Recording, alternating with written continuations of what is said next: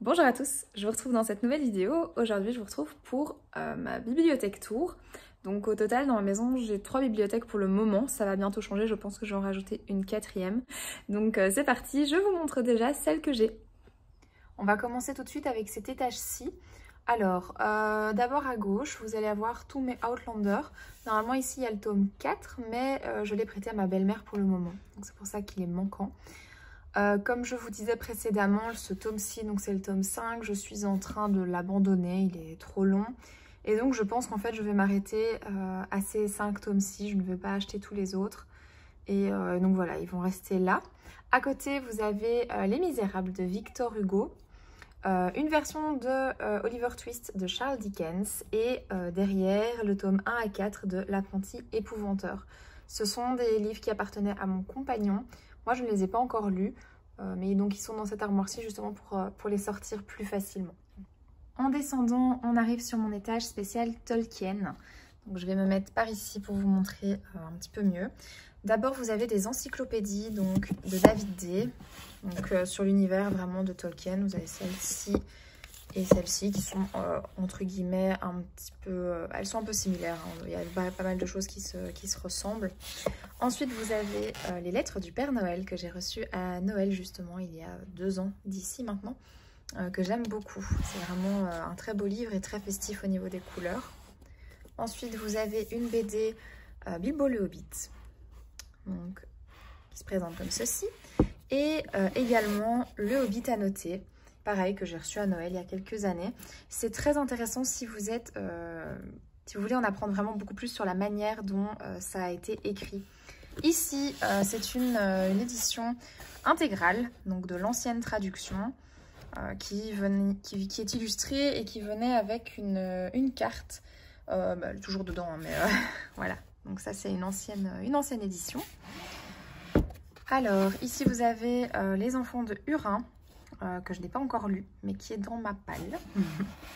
Et alors ici à côté, il manque le tome 1, mais vous avez la trilogie en anglais que j'ai trouvée dans une boutique de seconde main à Édimbourg. Donc j'étais super contente de pouvoir trouver les 3 en un coup, surtout que c'est la même édition, donc on n'a pas hésité longtemps à les prendre. Ils sont vraiment magnifiques. À côté, vous avez le Silmarillion, les nouvelles traductions et les magnifiques jaquettes qu'ils ont réalisé. Ils ont aussi sorti Contes et légendes inachevées, mais celui-ci je ne l'ai pas encore. Mais voilà, ici j'ai déjà le Silmarillion que j'ai déjà lu, mais que j'aimerais bien relire justement dans cette version-ci. Ensuite, c'est pas des livres, mais c'est mon édition Blu-ray de la trilogie en version longue. Donc en fait, je savais pas trop où les mettre, et je trouve que là, ils passaient bien. Donc voilà. Et ensuite, pour finir, vous avez les traductions, les nouvelles traductions de chez Folio. Donc voilà, nous on avait déjà les anciennes que je vous montrerai un peu plus tard, mais on a racheté aussi les toutes nouvelles traductions. En descendant d'un étage, on arrive à celui-ci. Donc pour commencer, vous avez mes tomes de Twilight, donc ici Fascination en hardback, que j'ai depuis sa sortie. C'est mon papa qui me l'avait offert, donc il compte beaucoup. Alors, ici, vous avez tous les autres, donc Midnight Sun, Tentation, Hésitation, Révélation et le dernier en date, Révélation en hardback que j'ai trouvé en brocante. Hop. Ensuite, vous avez tous les Holy Black, donc toute la série Prince Cruel, plus le tome sur le Prince Cardan, et le livre de la nuit que je n'ai pas encore lu, mais qui sera certainement lu cet hiver ou cet automne. La vie invisible d'Adi Larue. Et pour finir, Little Woman, donc les 4 filles du Dr March en anglais. C'était pareil, je pense que je vous l'avais déjà présenté, mais je vous la remontre. C'était une édition illustrée comme ceci, un peu en relief, que j'avais trouvé à la FNAC et que j'aime beaucoup. Pareil, celle-ci, vu la couverture, sera certainement lue pendant l'hiver. En dessous, vous avez ma collection de Anne, Anne avec un E. Donc tous ceux qui sont déjà sortis, j'ai laissé de la place pour les prochains. Je suis déjà prévoyant, je me suis dit... voilà, comme ça, je ne dois pas trop bouger. Donc voilà, ça c'est déjà là. Et à côté, vous avez les Harry Potter en anglais. Pareil, vous avez tous les Harry Potter. Je trouvais qu'ils donnaient bien côte à côte. Dites-moi ce que vous en pensez. Mais moi, je trouvais... voilà, c'est très coloré et les écritures sont en doré. Je trouvais que ça donnait plutôt pas mal. Honnêtement, j'aimais bien. Ici, on est sur l'avant-dernier étage de ma bibliothèque. C'est les poches que j'aime garder près de moi. Soit parce que je les aime bien, soit parce que j'aime les relire. Ouais. Pareil, hein, ici, très rapidement, vous avez de nouveau tous les Seigneurs des Anneaux. Donc, des Contes et légendes inachevées au Silmarillion. Tout ceci, ce sont des anciennes éditions du Seigneur des Anneaux. C'est les anciennes traductions. Ici, à côté, vous avez L'homme qui murmurait à l'oreille des chevaux. Ensuite, vous avez Gatsby le Magnifique. Orgueil et préjugés de Jane Austen. La vérité sur l'affaire Harry Kéber de Joël Dicker. Le maître des illusions de Donna Tartt. Je ne l'ai pas encore lu, mais ce sera fait cet automne, ça c'est certain. Ensuite, mes deux Madeleine Miller, donc Le chant d'Achille et Circé, que je viens de finir. Ici, vous avez La 9e maison de Leigh Bardugo. Ensuite, vous avez Anna Karénine de Tolstoï. Pas encore lu non plus, j'espère le lire cet hiver si j'ai la foi. Et enfin ici, vous avez tous mes Jacqueline Harpman, donc Du côté d'Ostende, Le passage des éphémères, Orlanda en toute impunité, Moi qui n'ai pas connu les hommes, La dorminition des amants, La plage d'Ostende. Ceci c'est ma version annotée de La plage d'Ostende. Donc celle-ci, voilà, vous avez déjà tous mes commentaires et tous mes surlignages. J'ai une autre version normalement, mais je l'ai prêtée à ma grand-mère, donc pour le moment, elle n'est pas là. Et alors, en dernier, j'ai Le cercle des poètes disparus. Et pour le dernier étage, c'est des gros livres que je ne sais pas caser ailleurs. Donc, vous avez tout L'Or Olympus, donc c'est ce qui est déjà sorti. Ici, vous avez le grand livre du féminin sacré de José-Anne Sarrazin-Côté. Un livre à énigmes de Gigi Abrams, que je n'ai pas encore lu parce qu'en fait c'est deux histoires qui sont en parallèle avec, vous voyez, ces livres avec des cartes, avec des indices que vous allez devoir manipuler, ce genre de choses. Donc ça c'est pas encore lu, mais j'aimerais bien m'y mettre. Un livre sur l'autosuffisance pour mon potager. Ah, je vous dis, là c'est vraiment un étage melting pot, hein. Ici vous avez Les Gnomes et Farfadets de Brian Froud, donc c'est lui qui s'est occupé des effets spéciaux pour les films Labyrinthe et Dark Crystal. Moi je suis une très grande fan de Labyrinthe. Et donc ça c'est des livres que j'ai récupérés de mon papa. Donc il y a celui-ci, mais il y a aussi celui-ci qui est en fait un pop-up. Je vais vous montrer une page. Il y en avait une qui m'impressionnait, ouais voilà.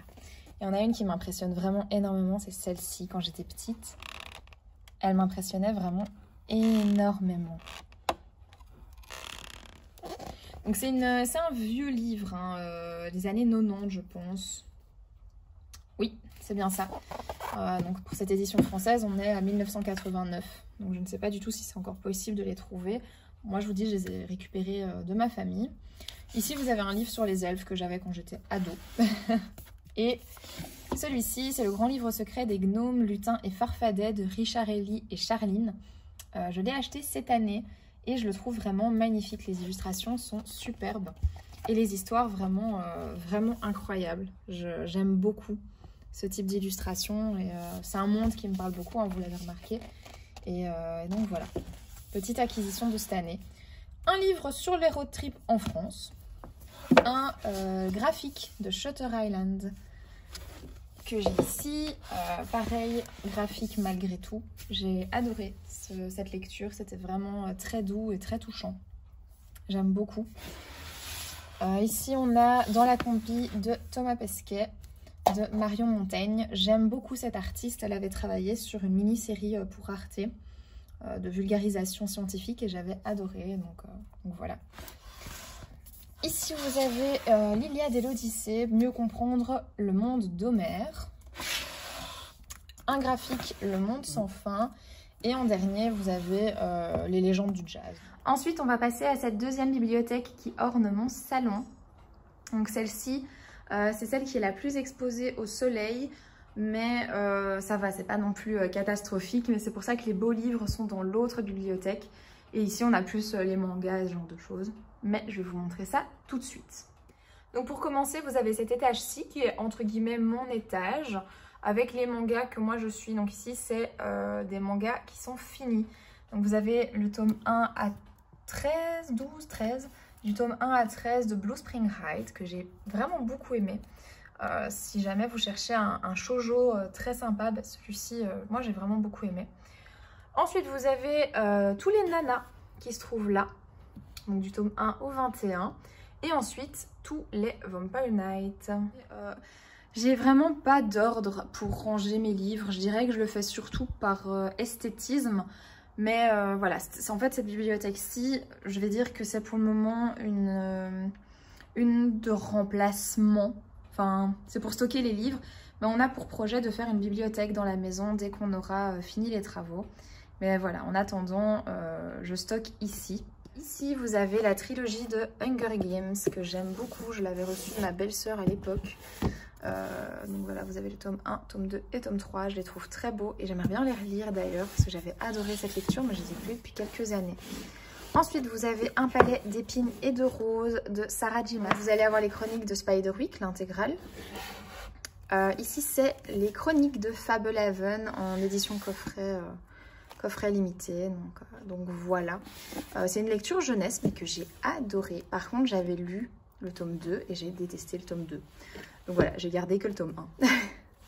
Ensuite, vous avez Mémoire de la forêt, tome 1. Et Mémoire de la forêt, tome 2, pareil, que je n'ai pas encore lu, qui sera lu cet automne. Donc voilà, et j'ai vu que le tome 3 allait sortir, donc il faudra que je fasse un peu de place pour l'insérer ici.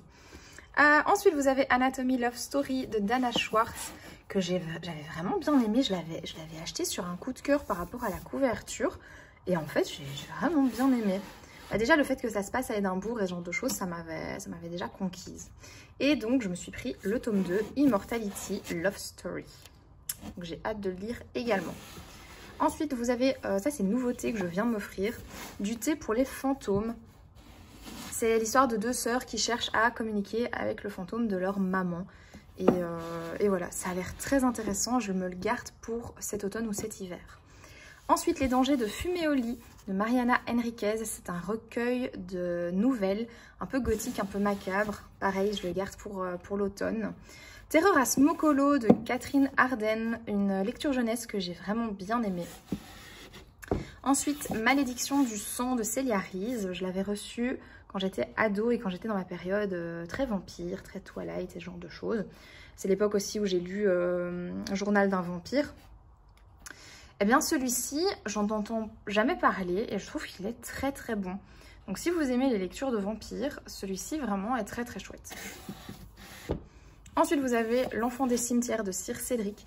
Ça c'est pareil, un livre que j'avais acheté ado et qui m'a terrorisée quand j'étais ado. Il faudrait que je lui redonne une petite chance. Je l'ai gardé parce qu'il m'intriguait vraiment fort. Et je vais le relire parce que je sais qu'il m'a terrorisée. Voilà, je pense que j'étais beaucoup trop jeune pour le lire à l'époque. Mais si je l'ai gardé, c'est qu'il y a une raison. Donc je vais lui redonner une petite chance. Ensuite, vous avez les Anne Rice, donc Entretien avec un vampire et Lestat le vampire. The Wicked Deep de Shea Earnshaw. Très très chouette aussi celui-ci, c'était une histoire de sorcière. Ensuite vous avez Les Chroniques du monde émergé de Licia Troisi, que j'ai adoré, que j'ai lu, d'ailleurs ça se voit, lu, relu, relu et relu quand j'étais aussi pareil ado et que j'étais à fond dans la fantaisie. Ils sont vraiment très très chouettes. Ensuite vous avez l'intégrale Z, donc le livre dont est tiré le film World War Z. Et ensuite Métro 2033, c'est un post-apocalyptique celui-ci. Ici, vous êtes sur un étage un petit peu plus vide, que j'aimerais bien décorer différemment. Pour le moment, il est comme ça parce que je trouve pas d'idées qui me conviennent. Mais c'est un étage où j'aimerais pouvoir mettre mes livres de saison, mes beaux livres jeunesse. Donc je sais pas trop encore comment l'aménager, mais pour le moment, voilà, ça ressemble à ça. Ensuite, on est sur l'étage des mangas de mon compagnon. Donc ici, voilà, je vous montre jusqu'au bout. Vous avez les Death Note, Amour placebo, L'enfant et le maudit, l'intégrale de Full Metal Alchemist, quelques Naruto et quelques Dragon Ball. On continue en dessous avec ici ce sont des graphiques sur Zelda. Ici pareil, manga Zelda, quelques GTO.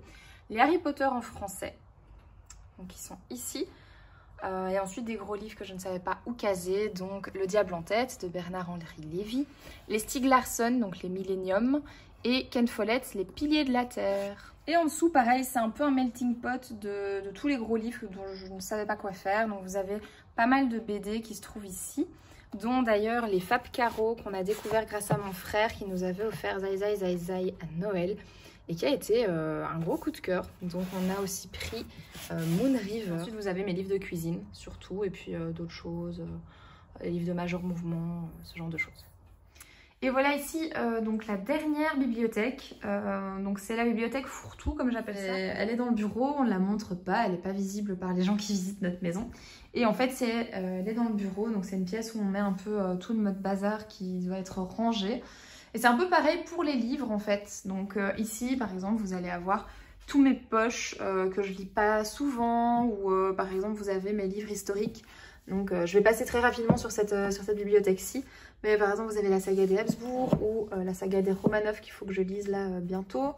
Vous avez les Stephen King. Et vous voyez, c'est pas des beaux livres que j'ai envie d'exposer, de montrer. Donc voilà, ils sont ici. Enfin voilà, vous avez vraiment un peu tout. Ici, vous allez avoir mes vieux livres de Bibliothèque Rose, Les Malheurs de Sophie, Les Petites Filles Modèles, les recueils de poésie et de théâtre. Par rapport à mon métier d'institutrice, j'ai tous mes albums jeunesse qui sont là.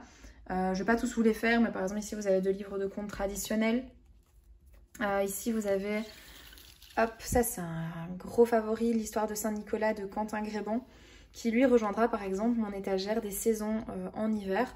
Il ne va pas rester là tout le temps, mais vous voyez son format n'est pas des plus simples à ranger. Vous avez les amis, une année dans la nature avec l'hiver de Petit Renard, l'automne de Petit Écureuil.